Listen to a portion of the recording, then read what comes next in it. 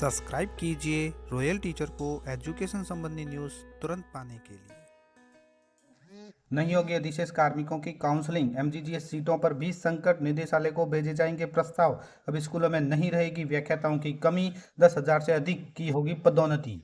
जी हाँ साथियों, इस वक्त की बड़ी खबर की बात करें शिक्षा विभाग की खबरों की, तो शिक्षा विभाग में आप सभी जानते हैं अब भी सरप्लस चल रहे शिक्षकों के समायोजन की तैयारी चल रही है, उसके लिए काउंसलिंग नहीं होगी। जी हाँ दोस्तों, आपने सही सुना है कि सरप्लस के जो भी शिक्षक या कार्मिक है उनके समायोजन को लेकर जो निर्देश जारी किए गए हैं, वीसी में जो बातें बताई गई है उसमें स्पष्ट रूप से कह दिया गया है कि उनकी काउंसलिंग नहीं की जाएगी। इसके अलावा एमजीजीएस सीटों पर भी संकट मंडराने लगा है। ये एमजीजीएस सीटों पर संकट कैसे मंडराएगा बात करेंगे। इसके साथ साथ ही बात करने जा रहे हैं कि अब केवल 2 वर्ष की डीपीसी है, बाकी इसे भी पूरा करने की कवायद शीघ्र शुरू होगी। प्रदेश के सरकारी स्कूलों में काफ़ी समय से व्याख्याताओं के अभाव में परेशानी झेल रहे हैं, लेकिन कुछ समय बाद इस परेशानी से निजात मिलने वाली है, क्योंकि पदोन्नति कर व्याख्याता स्कूलों में लगाए जाएंगे, जिनसे इनकी कमी की पूर्ति होगी। जानकारी के अनुसार प्रदेश में राज्य के उच्च माध्यमिक स्कूलों में वर्तमान में व्याख्याता के 17,550 पद है वो रिक्त चल रहे हैं। इसकी डीपीसी कर इनको पदोन्नत किया जाएगा, जिससे स्कूलों में व्याख्याताओं के रिक्त पदों की कमी पूर्ति होगी। साथ ही गौरतलब है कि प्रदेश के सरकारी स्कूलों में कार्यरत 10,550 सेकंड ग्रेड शिक्षकों की व्याख्याता पदों पर पदोन्नति की गई है। हाल ही में आरपीएससी अजमेर ने वर्ष 2021-22 और 22-23 की डीपीसी के लिए बैठक आयोजित की है, जिसमें 10,550 सेकंड ग्रेड शिक्षकों की डीपीसी की गई है। आरपीएससी के अनुमोदन के बाद जारी होंगे इनके आदेश। जी हाँ दोस्तों, जानकारी के अनुसार आरपीएससी की ओर से इसका अनुमोदन किया जाएगा। यहाँ से अनुमोदन किए जाने के बाद सूची माध्यमिक शिक्षा निदेशक के पास जाएगी और वहाँ से चयन आदेश जारी किए जाएंगे। व्याख्याता पदों के अलावा 88 उप प्राचार्य, 485 प्रधानाध्यापक और 24 उप जिला शिक्षा अधिकारी, 20 पुस्तकालय अध्यक्ष फर्स्ट और के अतिरिक्त 663 शारीरिक शिक्षक और 93 अध्यक्ष भी इसमें पुस्तकालय अध्यक्ष भी इसमें शामिल है। डीपीसी में प्रमोट हुए व्याख्याता के पदस्थापन के बाद इनमें से 10,000 से अधिक पद भर जाएंगे। इसके साथ साथ ही दोस्तों बात करें समायोजन के संबंध में, जो सरप्लस शिक्षक चल रहे हैं, कार्मिक चल रहे हैं, उनके समायोजन के संबंध में, तो यहाँ पे बिंदु संख्या 3 जो क्रम संख्या पे है, यहाँ पे उन्होंने जो बात पूछी गई है उसके संबंध में कार्रवाई की जाने वाली है। उसमें साफ साफ से तौर पर यही बताया गया है कि काउंसलिंग नहीं की जानी है, यानी जो भी अधिशेष कार्मिक चल रहे हैं उनकी काउंसलिंग नहीं होगी। यहाँ पे पूछा गया था कि अधिशेष कार्मिकों के समायोजन करते समय यदि संबंधित विषय लेवल 2 जैसे हिंदी, सामाजिक विज्ञान, संस्कृत के कार्मिक अधिक हो एवं रिक्तियों की संख्या कम हो, तो ऐसी स्थिति में समायोजन का आधार क्या रखा जाएगा? क्या ऐसी स्थिति में अधिशेष कार्मिकों को माध्यमिक शिक्षा में आवश्यकता अनुसार समायोजन उपरांत 6D चयनित कार्मिकों को प्रारंभिक को सुपुर्द किया जाएगा या नहीं, एवं पदस्थापन की कार्रवाई काउंसलिंग से किया जाए, इसका उल्लेख नहीं है। तो इसके संबंध में उन्होंने बताया है कि लेवल 1 और लेवल 2 के जिले व वरिष्ठ अध्यापक के मंडल में ही अधिशेष होने पर प्रखंड निदेशालय को भिजवाना है, साथ ही काउंसलिंग नहीं करनी है। इसके अलावा माध्यमिक शिक्षा विभाग के विद्यालयों में अधिशेष कार्मिकों का समायोजन उसी स्पष्ट रिक्त पद और विषय पर उनके मूल पद के अनुसार ही माध्यमिक शिक्षा विभाग के विद्यालयों में किया जाएगा।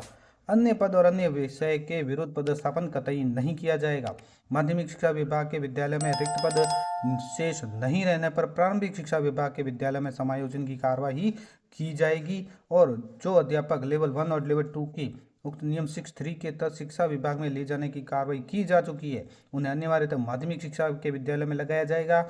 और यदि जिले में माध्यमिक शिक्षा विभाग के अधीन विद्यालय में पद रिक्त नहीं हो तो उन्हें प्रारंभिक शिक्षा विभाग के विद्यालय में लगाया जाएगा। इसके अलावा दोस्तों बात करें महात्मा गांधी के जो शिक्षक है उनके बारे में। महात्मा गांधी विद्यालय में जो कार्मिक है अन्य जिलों से कार्यरत होने की स्थिति में एवं अधिशेष होने पर किस जिले में पदस्थापन किया जाए, ये मोस्ट इंपोर्टेंट प्रश्न है। काफ़ी जो कार्मिक है वो महात्मा गांधी विद्यालय में चले गए हैं। ऐसे में उन्होंने बताया है कि 2024 के सामान्य निर्देश थर्ड के बिंदु संख्या 2 के अनुसार यदि कार्मिक वर्तमान कार्यरत जिले में समायोजित नहीं हो पा रहा है तो प्रखंड निदेशालय को भेजें। यानी कि वर्तमान में जहां कार्यरत है वहां पर इसका समायोजन नहीं हो पा रहा है तो ऐसे शिक्षकों का प्रकरण है या ऐसे कार्मिकों का प्रकरण है, निदेशालय को भेजा जाएगा।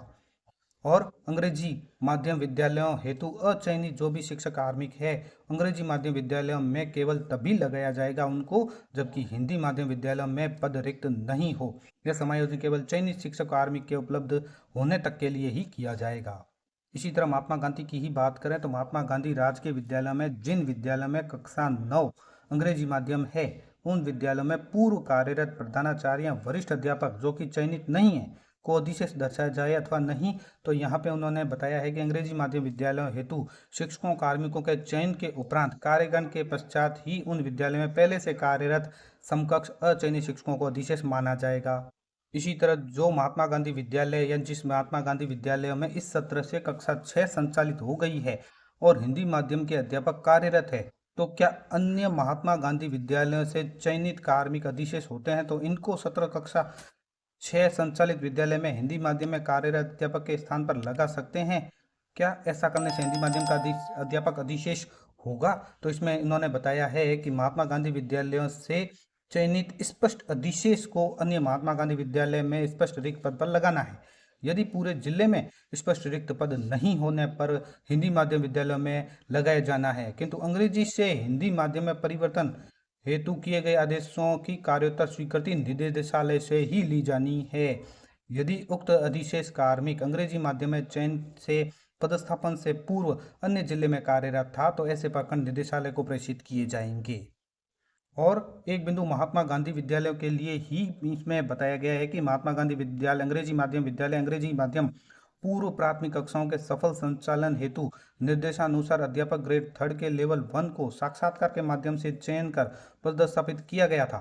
बजट घोषणा के क्रियान्वयन की पालना में एनटीटी यानी महिला बाल विकास विभाग से शिक्षा विभाग को एनटीटी सुपुर्द किए जाने पर एनटीटी के पदस्थापन के पश्चात समस्त अधिशेष चयनित कार्मिकों का समायोजन हिंदी अंग्रेजी माध्यम विद्यालय हेतु स्थिति स्पष्ट नहीं है। तो इसमें यहाँ पे उन्होंने कहा है कि अंग्रेजी माध्यम विद्यालय जिनमें पूर्व प्राथमिक कक्षाएं संचालित की जा रही है उसमें पूर्व प्राथमिक शिक्षा अध्यापकों के पदस्थापन पर कार्य ग्रहण करने की स्थिति में इन विद्यालय में पूर्व प्राथमिक कक्षाओं के अध्यापन हेतु चयनित अध्यापक लेवल प्रथम शिक्षकों को अधिशेष माना जाएगा। इसी तरह एक और बड़ी खबर की बात करें तो महात्मा गांधी के शिक्षकों का चयन होगा निरस्त। जी हाँ दोस्तों, महात्मा गांधी स्कूलों में पूर्व चयनित अधिशेष शिक्षकों को अब सीधे हिंदी माध्यम में नियुक्त नहीं किया जाएगा। उन्हें पहले महात्मा गांधी स्कूलों के खाली पदों में ही नियुक्त किया जाएगा। यदि जिले में किसी भी महात्मा गांधी स्कूल में खाली पद नहीं हुआ तो उनके चयन है वो निरस्तीकरण का प्रस्ताव निदेशालय को भेजा जाएगा, जहां महात्मा गांधी स्कूल का चयन निरस्त कर निदेशालय उन्हें वापस पूर्ववर्ती जिले में पदस्थापित करेगा। महात्मा गांधी स्कूलों में हिंदी माध्यम की कक्षाएं संचालित होने पर वहां पहले से नियुक्त शिक्षकों को अधिशेष नहीं माना जाएगा। और एक तरफ अधिशेष शिक्षकों के पदस्थापन का ही मामला चल रहा है जिसमें उचित पदस्थापन पर प्रश्न चिन्ह की आशंका लग गई है। जी हाँ दोस्तों, आप सभी जानते हैं कि इसमें काउंसलिंग की व्यवस्था नहीं रखी है। काउंसलिंग व्यवस्था न होने से उचित पदस्थापन होने पर प्रश्न चिन्ह रहेगा। दूसरी बात, विसंगतियों को अगर समाप्त नहीं किया गया तो निश्चित रूप से अनेक विरोध के स्वर उत्पन्न होंगे और निदेशालय में भी प्रकरण बन सकते हैं। तो दोस्तों ये थी समायोजन के संबंध में बड़ी खबर। उम्मीद है दोस्तों ये वीडियो आपको पसंद आई होगी। वीडियो पसंद आए तो जरूर लाइक शेयर और सब्सक्राइब कीजिए। पास में आने वाले घंटी के बटन को जरूर दबाएं एजुकेशन संबंधी न्यूज़ तुरंत पाने के लिए।